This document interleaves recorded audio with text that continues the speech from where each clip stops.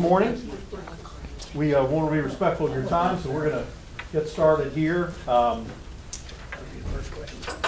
of course I'm Orrin Smith with Palmetto Promise Institute, and we have the joy today of having someone who's not only a national expert on our issue, but has good, solid South Carolina connections. I know that means a lot to me, and I'm sure to you too.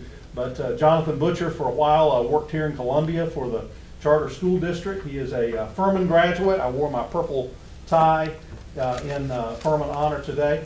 But he also knows probably more than anyone else about, I think, the most exciting opportunity, which is the truly next wave of school choice, educational choice in this country, and that is the Education Savings Account, or as our bill introduced here in South Carolina by Shannon Erickson says, the Education Scholarship Accounts.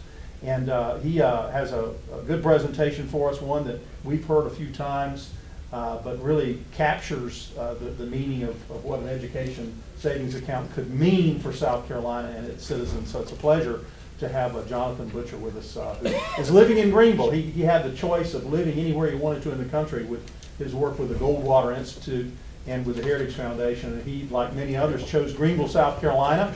So Jonathan, thank you for being with us and coming down this morning. Thank you, and thank you, Orrin, and good morning, everyone.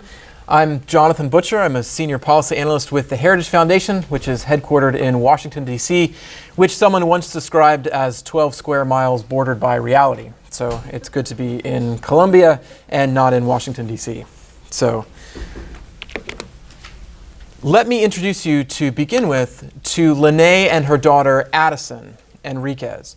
So Lene had the same lesson taught to her twice by her children, two different children. So her stepson struggled in high school. And as Lene talked to her husband about it and talked about what he was going through by being behind in his classes, they traced it back to the education that he received in elementary school and middle school. And they traced the deficiencies that he showed in the various subjects that he was in now in high school to the struggles that he had earlier in his educational career. And as they began raising Addison, and as she approached school age, they knew that they did not want to be in the same place when she was going to be entering high school. And they knew that lesson, that it was going to be important from the beginning, from the very beginning, that they find a quality learning experience for her. So they found a Montessori school not far from where they lived. It was a private school, and they were able to pay private school tuition to send Addison to that school. But here's the thing. This is where it happens to all of us. Life stepped in.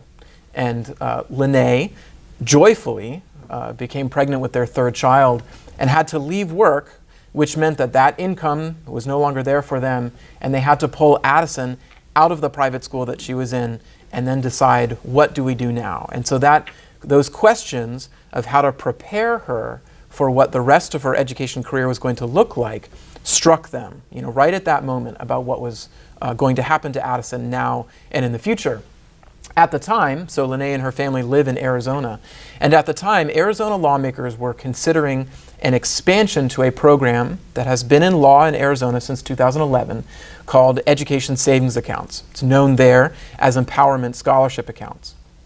And with an account, the state deposits a portion of a child's funds from the state education formula into a private account that parents use to buy education products and services for their children. And so conceptually and in practice, families can use an account to customize their child's education if they choose. So Lene and Addison, Lene and I talked around the time that this expansion was moving through the Arizona legislature. And when I wrote her story for the Arizona Republic, we talked about what this would mean to a family like hers, where they had to make the hard choice about what to do in their current situation to provide a quality experience for Addison. And stories like this now are common across Arizona, as well as Florida, Tennessee, Mississippi, and even just to our north in North Carolina. Those are all of the states that since 2011 have enacted a similar law. So Like I was saying, in Arizona, these are called empowerment scholarship accounts. In Florida, they're known as Gardner scholarships. And then in Tennessee, they're called personal learning scholarship accounts. In Arizona today, there are approximately 5,000 children using the accounts. In Florida, they're north of 10,000, I think getting close to 10 to 12,000 students there. Tennessee's program and Mississippi's programs are in the hundreds. They're smaller and younger than both of the Arizona and Florida programs. What is significant about Arizona's program is that there it began as a program just for children with special needs. So children with Down syndrome, children on the autism spectrum, students that struggle with dyslexia, the variety of special needs that I know many of you may be familiar with.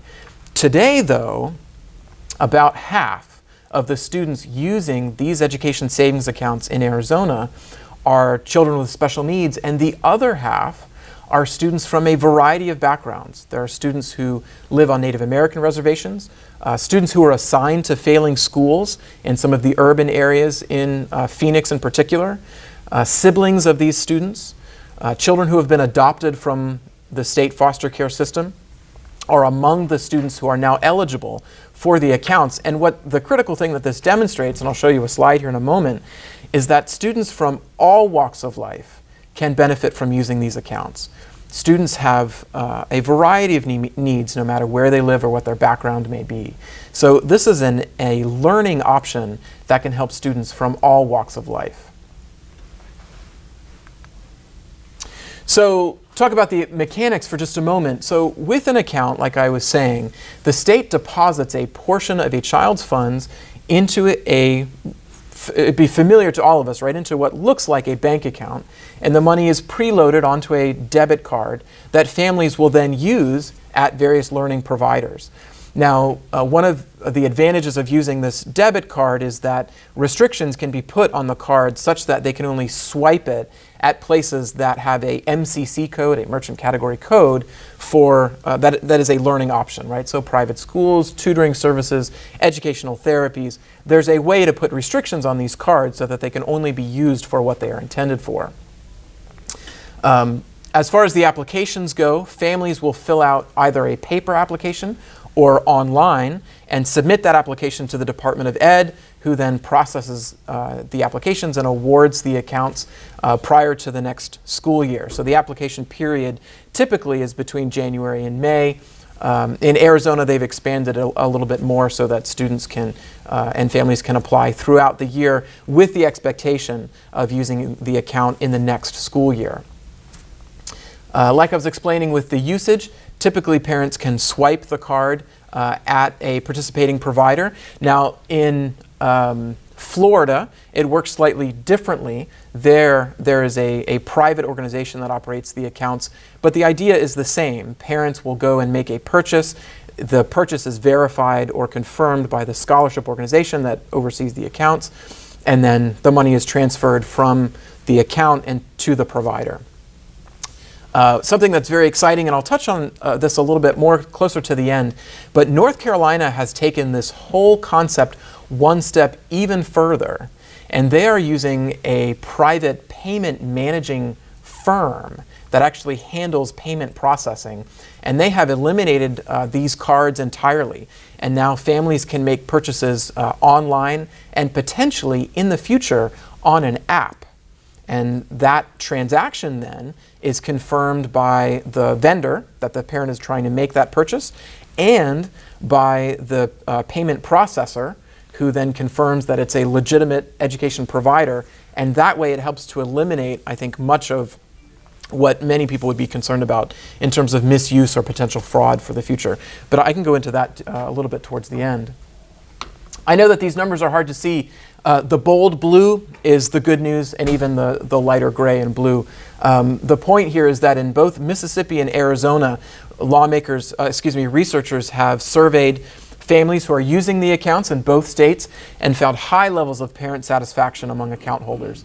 In Arizona, upwards of 91% of the families who were surveyed reported being either very satisfied or satisfied There was no level of dissatisfaction reported in Arizona.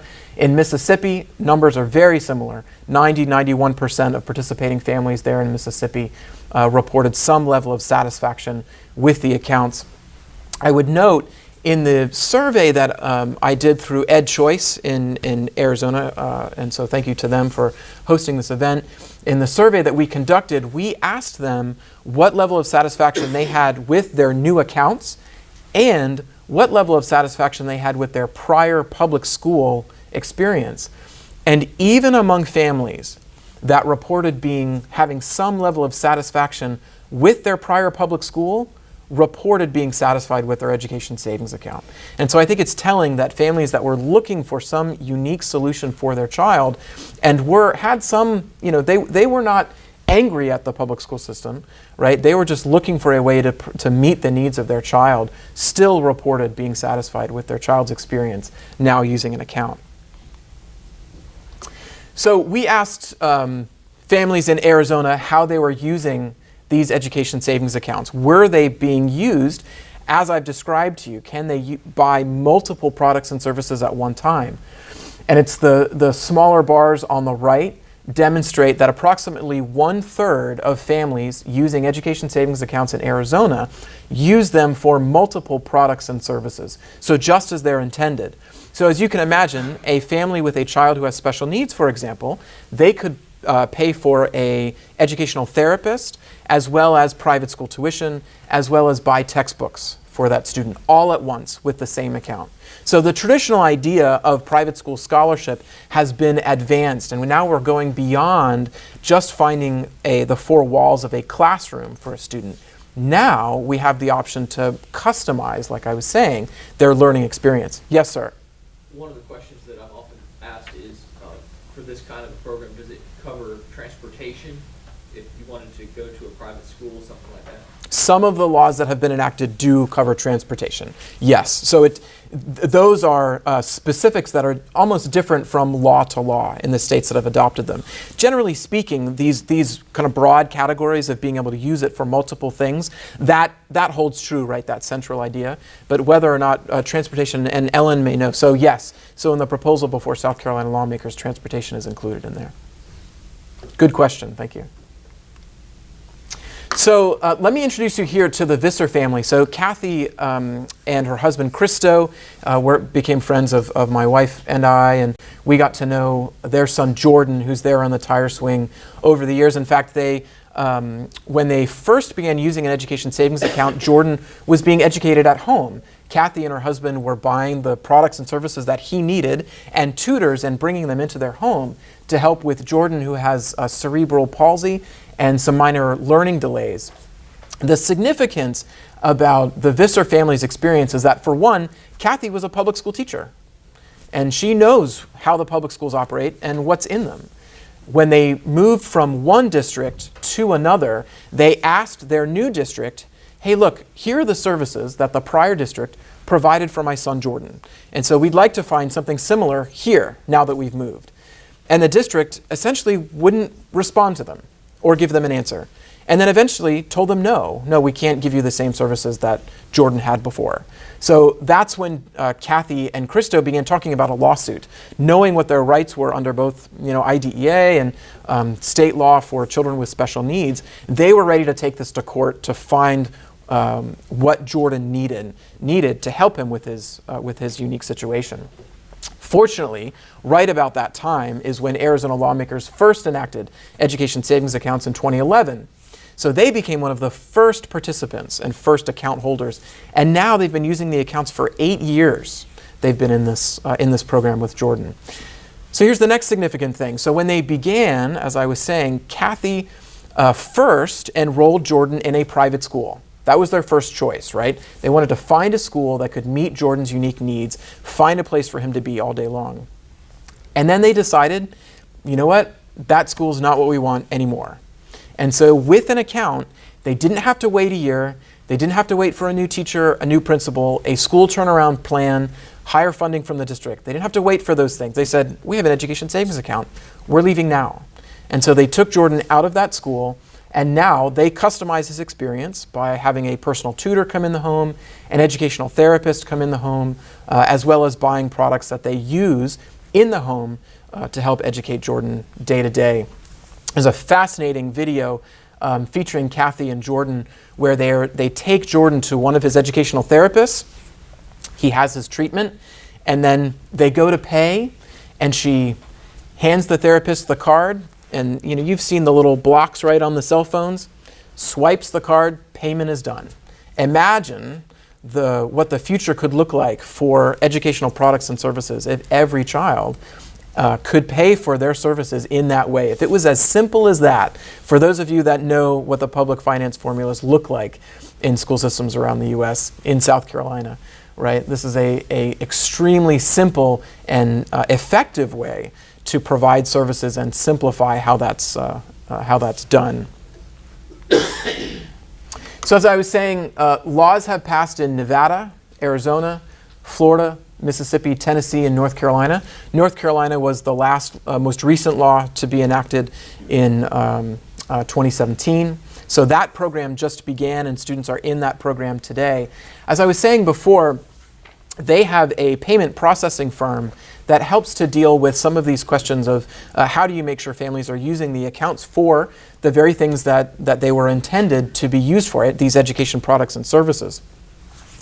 And they have a list, a registry of sorts, of approved education providers that is kept by, it's not the Department of Education, it's an office within the North Carolina Department of Ed that handles not private school scholarships, but it has to do with higher ed scholarships, but they were the natural fit anyway for handling education savings accounts.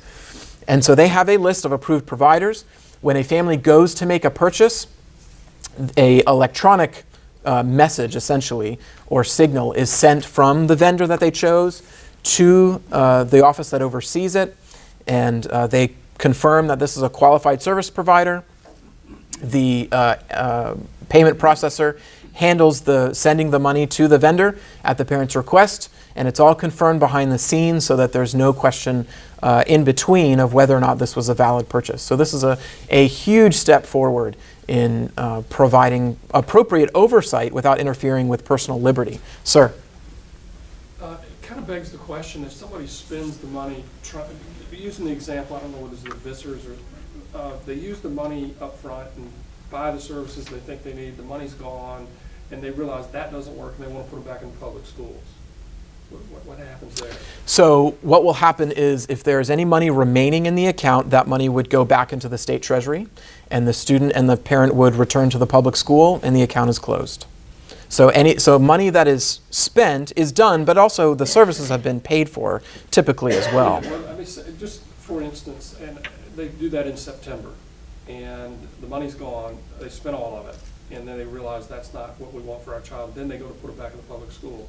Public school's going to scream and cry that they're short $10,000 on this child this year. Yeah, so that's a great question. Two things prevent that. Two things. So the first is, and this is true almost without exception across these laws, the money is deposited in the accounts quarterly. So every fiscal quarter, so you take the annual education savings account amount, divide it by 4, and make the first deposit. And so after the first quarter is over, families in Arizona, and this is why Arizona and North Carolina are distinct. In Arizona, they fill out an expense report. And they say, hey, look, here's what we spent the money on. The Department of Ed there has access to, they can see what's in these accounts and says, yep, all of that checks out. We will now make the next deposit, right? So that prevents, I think, what you were describing about spending it all at once, and then if they decide to return, someone is at a loss. So that's one. And then the situation with North Carolina, similar, right? Quarterly deposits, but a different oversight. The second is that by and large, across state finance formulas, there's usually a delay, right? There's usually before public schools receive their spending based on head count, right? Typically they report how many students they have in the spring and then use that count going into the next year to pay. So there's generally a buffer provided for public schools. It's not as though, if you have a new student leave or come, suddenly they're on the hook for money that they don't have, right? They're usually operating on a bit of a delay for their budget anyway. Does that answer what you're looking for? again, good question. Okay, so in Australia, they had a problem around the turn of the 20th century with beetles eating their sugarcane crop. And it was a big deal, right? Because they wanted to use that crop for, it's exports and imports and all of that. It was an important cash crop for the continent. So lawmakers, thinking they had the answer, thought, you know what we'll do? We'll introduce a non-indigenous species to the continent to take care of it for us, and that would be the cane toad. So they introduced cane toads to Australia. So the good news is the toads ate the bugs. The bad news is now cane toads are a problem. They spread like crazy. In fact, it's an infestation and has been described as such. And that picture, I didn't make that picture, I actually borrowed it, right? You can find it online. There was actually a documentary about the conquest of Australia by cane toads. It's really a problem. And just a few years ago, there was an article in an Australian paper that talked about how the government has finally figured out a humane way to deal with cane toads. You go and you catch them and you put them in your freezer and they die and then you throw them away. And so I don't know how many people really want to run around and catch cane toads and dispose of them that way, but that's the humane way, apparently, in Australia to kill cane toads. All right, so what's the lesson? So the lesson here is that they didn't fully understand the problem that they had, and the solution that they proposed was way more than they needed to answer the problem before them. There are other lessons, I'm sure, in there, but not being an environmentalist, I don't know what the others are. But in terms of policy, those would be the lessons. When it comes to education savings accounts, what we have seen, particularly in Arizona, is that they have enacted regulations and added rules to the accounts that have slowly tried to whittle down what parents can do with education savings accounts. And it has been to the point that a couple of years ago, before I rejoined the Heritage Foundation, when I was at the Goldwater Institute, I sat down with a group with some of our attorneys in the office and set before them all of the rules that the Department of Education had introduced and said, this is not in the law, this is not in the law. We went down and made a list of all the things that they had done and wrote them a letter and said, you can't do these things. It's unlawful to have issued these regulations and restricted parents' ability to buy services for their children. So the lesson here is that with education savings accounts, we have examples from Arizona and now North Carolina of effective ways to deal with potential misuse, keeping track of the resources that are spent, and making sure that families are using the accounts in the way that they were intended.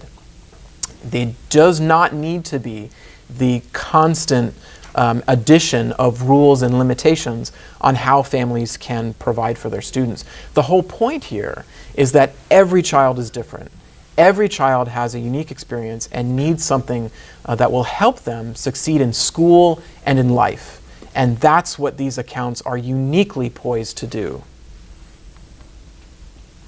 With that, the last story I would have for you is the McMurray family. They live north of the Phoenix area. They have both adopted children as well as biological children, and their adopted children were adopted from Native American reservations and on tribal lands, and some of these children had special needs. And in the McMurray family's case, at one point, they were able to use their accounts to pay for public school extracurricular activities for their children. And that was a unique feature to the use of the accounts now. They were able to look to their local public schools and use the account to pay for, I think in their case, it was band. They paid for the instruments, they paid for the fee to be a part of that, and they were able to provide that experience for their children, and made it so that the public school system was not, it became a part, right, of this whole solution of providing something unique that will help students succeed. So with that, I'm happy to answer any questions. Sir? And I think you touched on this briefly, but how do you prevent, if you have this card, how do you prevent them from spending the money on stuff that isn't related to education? And if you have restrictions on how the money is, you know, literally, logistically being spent, then how do you prevent that from going the other side of the wagon? That's state control on how people can spend money. So how do you address that? Yep, great question. So first, in Arizona's case, they use MCC codes, which are merchant category codes, which can be put on a Visa card, for example. So this is, it's not gold, but I mean that's essentially what parents have. They have a card that looks just like that. And the Bank of America, which is the vendor that Arizona works with, puts MCC restrictions on that card, and the categories that educational expenses fall into have certain codes related to them. So if a parent tried to take it to a gas station, for example, they wouldn't be able to use it at a gas station, right? If they tried to buy something online through Disney, they wouldn't be able to buy something online through Disney. They would be able to take it to an educational therapist. They would be able to take it to a Sylvan Learning Center, obviously a private school. So that's one way, and that's helped, right? The percent of money that has been misused in Arizona over the years is less than 1% of all of the education savings account funds distributed. So it's helped. It's a good start. The next step is what's being done in North Carolina. With North Carolina, you don't even have to worry about MCC codes or the possibility that one of those providers is not on the list, right? Because the payment processing company, they go and look at the list that has been agreed on by the Department of Ed and by those that are in this office overseeing the accounts. And so they can say, hey, look, I know this is a valid expense. I can see it. If it's not a valid expense, they can block it. They can stop it right there and say, oh, no, this isn't one that's on the list. So they can prevent fraud before it happens. Okay, so to your second point about additional state control, to that I would say, what's the alternative, right? And the alternative is the system that we have now, where there is no choice, effectively, or there is much, much less. So I think here there has to be some sort of responsible oversight of tax dollars, right? And that's certainly within the bounds, right? The idea, though, and this is why I tell the cane toad story, right? Is that it's very easy to go overboard with that, and I think it makes logical sense to say, hey, look, we need to provide some of these options. What are the bounds that we can put on it without limiting individual liberty? And so I think the examples from Arizona and North Carolina are the ways that we've structured, that's been structured. Yes, sir. I'm just glanced through your brochure. It looks like it's a 3-year period that it starts in, 5% of the eligible children, 10%, and then full-blown. That would be specific to here. That's the way our bill is written. Right. yeah, Okay, that's the specific proposal here. How much money are we talking over those? How much money are we taking out of K-12, or setting aside, I should say, out of K-12 in the first, second, and third year? Okay, so I believe it's the same. So I left out this because it's a detail that usually comes up in Q&A, and that is that the students that are eligible for these accounts, they must be transferring from a district school to an education savings account, and by doing so, the money goes from what was set aside for them in the school system to their new account. So- Thus, there's no new money required. Okay, so Right. Berkeley County has, I think it's 7,000 per pupil, so that 7,000 goes? A percentage of that. It would be the state portion. Right, it's designed here. Yeah, It would be we the state revised portion. We revised the bill this year. Last year was frankly kind of some convoluted language about the state portion. Right. This year, we actually looked at the way RFA and the Department of Education categorize state spending, and we used the actual term that they used to define that, which is the portion of the spending that is state. So no local money, no federal money. Just state. It takes in all the paybacks for property tax laws under 388, all of that. So anything that's state only, no local, no federal, that would be the amount the student would get.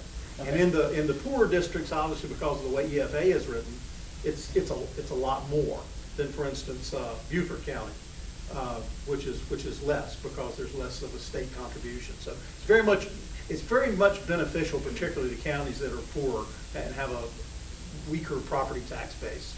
One of the things that we did in the budget process this year was rolling up the dollars in salaries and fringe and things like that into the IA. will make that a lot easier to identify than all the streams that we have right now? The principled ideas that I cling to, one is that it really should be not be new money, right? It should be money that is in the system. That's right. So it doesn't require a new burden on taxpayers, and then no federal money, because that will bring with it strings that no one would want to have. Yes, sir. With respect to the federal money, and with the students that qualify here, it looks like to me that that IEP students should be able to qualify. Now, I realize what you've got listed, a lot of those would be IEP. If my recollection is correct, back from the school board days, the districts were getting extra money for IEP students. That's federal dollars, is it not? So Yes. they could not, you're saying they could not be No. utilized? No, and that's been something that families have lived with and been pleased with. Not the loss of money, but usually when the families with children with special needs are ready to pull their child out of a school, they don't take that lightly, right? It's not a small decision. It's usually something that has happened to that child or not happened that they are very upset with. And so they're prepared to say, hey, look, we understand that there was this IDEA money over here. We understand that, our child qualified for these things, but we're ready to move and we're ready to put our child somewhere else. We'll give you a personal experience with a grandchild. This student needed glasses, didn't catch it until third grade. Mm-hmm. Student was behind all through school with that, but he had a very high IQ. Mm-hmm. Now, he wouldn't fall in some of these other areas, but he had a deficiency in that particular area. Mm-hmm.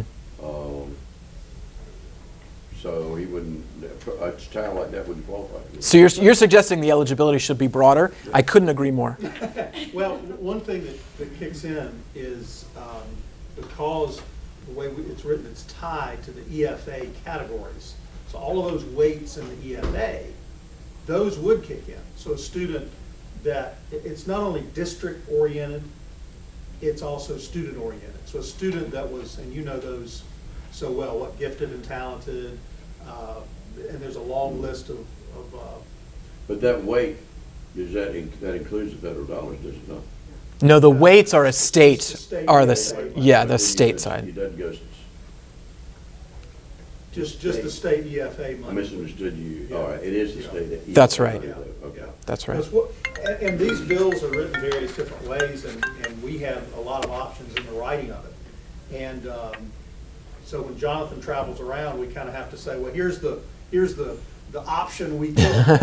And one of the options we took was to leave the local money behind. That doesn't necessarily have to be done, but we felt that we were so confident in the ability of a family to use only the state dollars that we didn't think the local money was necessary, and if the money stays behind, it's redistributed amongst the students that are still in the school. I've been arguing that for a long time, they don't listen to that. Right. But I thought that, one of the cries, probably opposition is gonna be, because that child's not there in that school, they don't get the federal dollars on that. That's what they're complaining about. They're gonna complain anyway. To rebut that, oftentimes school districts will say that a child is too difficult to educate. And for years, public schools have had the federal option to provide a voucher for a special needs child to a private school. That's federal law. So public schools can already do that. So, yes, ma'am. The administration fee for the EOC, is there any other fees other than that? Is that the only thing that will come out of their account? So I don't know specifically in this, if you want to say specifically about this legislation, I can say what's happened in some of the other states, but Yeah, the fee is a fee that is administration fee, and you know those all over the country, they're different percentages. I think we Right. chose 4. For the first year through the second. Mhm. So that would simply go to the EOC for administering for running the program. But there's no other fees coming out other than that. No. that's legislate. I mean, I can speak to what's happening some elsewhere. I don't know about this one. Second question, what happens if a family has this account for several years and they are looking at a balance, thinking, yeah, we're going to be able to use this for college, Mhm. and for whatever reason your child doesn't go to college, what happens to that balance? also specific to this legislation. Yeah, that was added if there was a balance for college. It wasn't a primary intent of the legislation, but it. They get to keep it for 4 years, right? Yeah. So what will happen is for a period of 4 years after they complete high school, the account remains open, and then if they don't use it after that, then the account is closed, right, and it rolls back into the Treasury. So there's a period of 4 years that they have the option to use some sort of education service, community college, full-time, part-time, something like that. And then if it's not done those 4 years, the account will be closed and then rolls back in. So it's up to the Treasury where that money goes. That's right. Where it's distributed. That's right. Yeah, and one thing, and don't let me put words in your mouth here, but you might have said something about a cost to the family. Maybe you didn't. Were you just talking about overall fees? Yeah. Yeah, so if you swipe, say I have an ESA and I swipe my card at a provider, I don't pay the fee to the Bank of America Mm-hmm. for swiping. Yeah. There was some misunderstanding out there that the families would, every time they swipe the card, Yeah. they're going to get hit with this fee for using it. It's just the way that every credit card and ATM card works that way. I mean, that's how banks make money with those cards. So So. it comes out of the vendor. Yeah, that's right. The vendor pays, they pay a fee to have a card reader. That's a part of what they do. Let me kind of put this in perspective.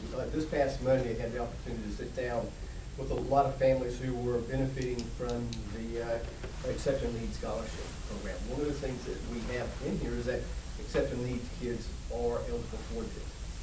One thing that was said recently by Superintendent of Education, Molly Spearman, was that right now that over 90,000 kids in South Florida have that specific need that are in traditional schools. We're meeting the needs right now through the Exceptional Needs Scholarship, a little over 2,500, 2,600, somewhere around there of those.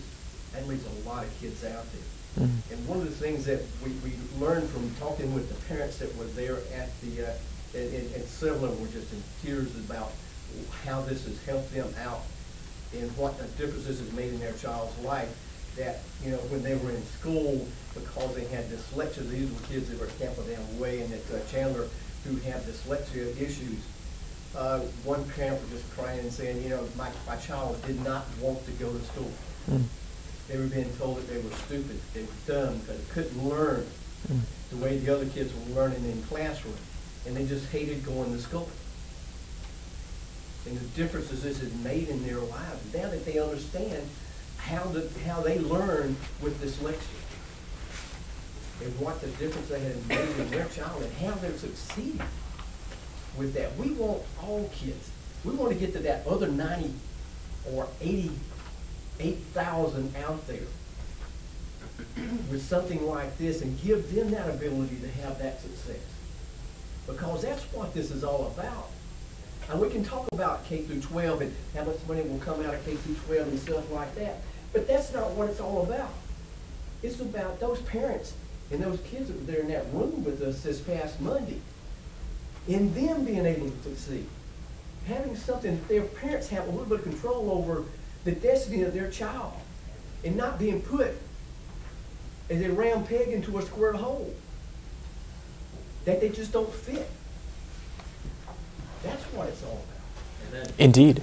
Mm-hmm. Good morning, I'm Paula Calhoun, I'm a new legislative member, and I'm behind the 8 ball on some of the issues here. And I just have a quick question. What kind of competitiveness does this put for teachers, public school teachers versus the programs here?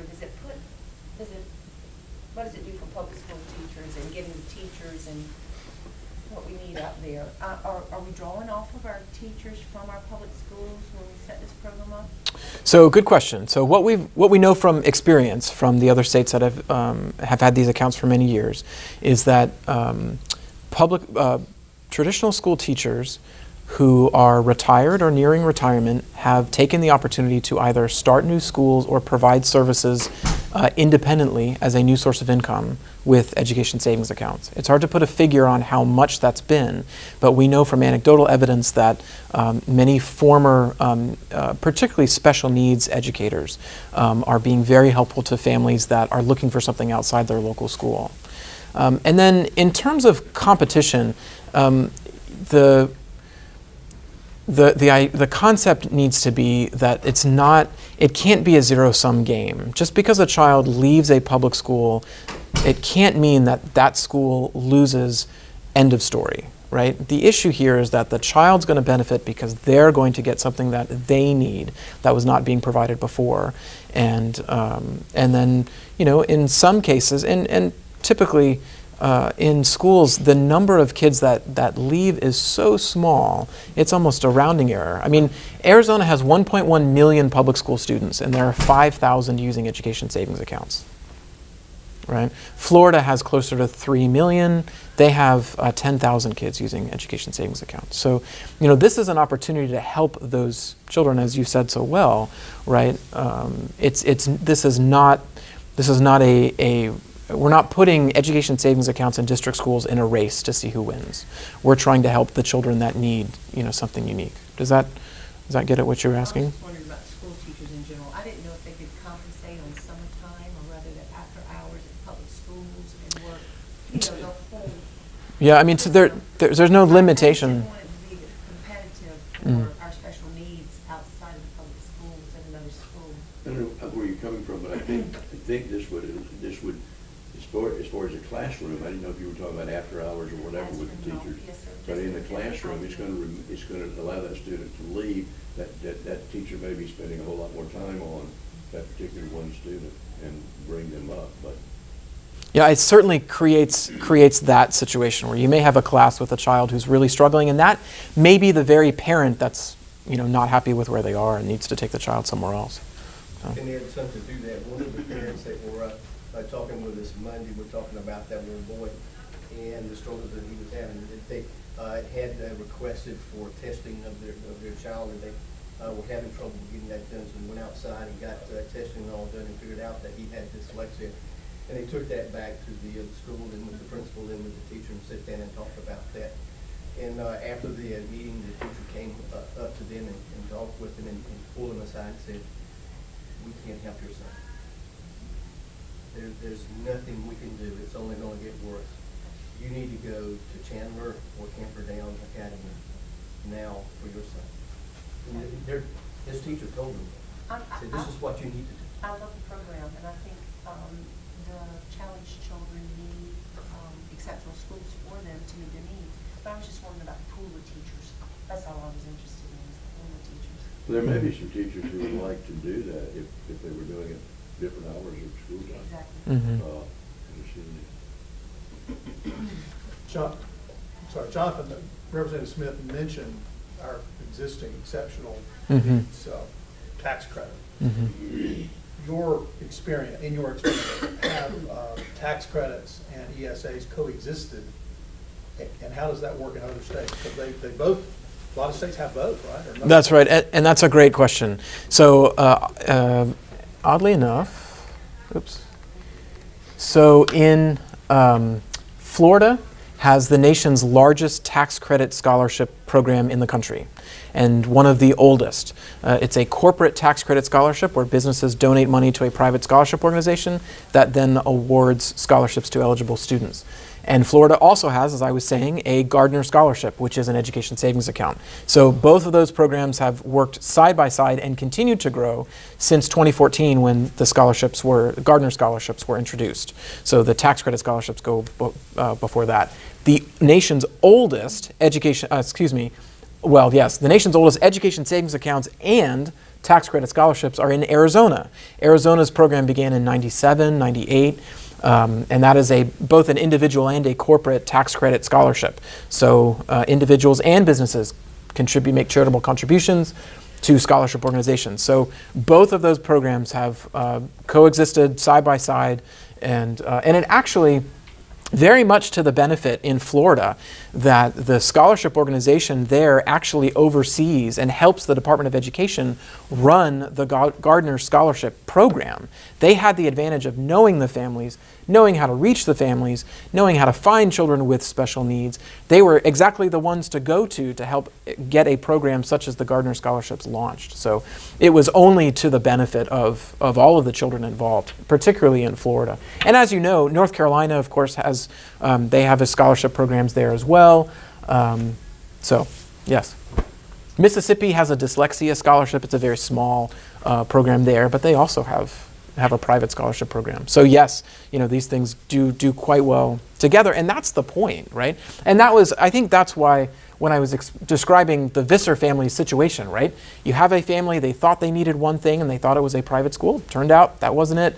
Education savings accounts allowed for something else. So, yes, sir. If I may, to Gary, these are model students, I was fascinated by the number of 90,000. I'd love to hear Molly talk about that. 90,000 versus our, 26, 28?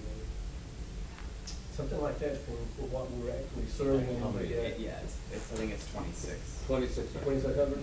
Currently 26. And how did she come up with the 90,000? You have to ask her. Well, We will. it would be about 10%. She's probably talking about all the children with special needs, right? Yeah, so South Carolina, typically around the country, it's 10%. So South Carolina has 800,000 students, so you'll be somewhere between 80 and 90,000 children with special needs. Yeah. So if we have, say, 10,000 students take advantage of this, and just to keep it simple, $5,000 a student, with a 4% fee, that's $2 million administration fee. Does it cost $2 million a year? It's been different in the various states that have run it. Arizona has ranged from $250,000 to $800,000. And I'm not sure what the cost is. I think the cost is around $1 million in Florida, and they're serving between 10 and 12,000. The way our bill is written, it's the Education Oversight Committee Mm-hmm. that would do that, and I can't necessarily speak for them, but I think they've indicated they thought they could do it for much less than 4%. And I know that they're doing it for less in North Carolina. I know for a fact. Yeah. Any other questions? I got one comment, and it doesn't pertain to this particular, but it does pertain to the change in education, because we are not producing that skilled workforce that the industry is needing because of all the artificial intelligence and everything else. We are going to be forced to change the way we educate publicly and otherwise. Mm. So get ready for it. You can stay around for a few minutes for conversation. Be glad to. Yep, be glad to. Thank you very much. Thank you. Thank you very much.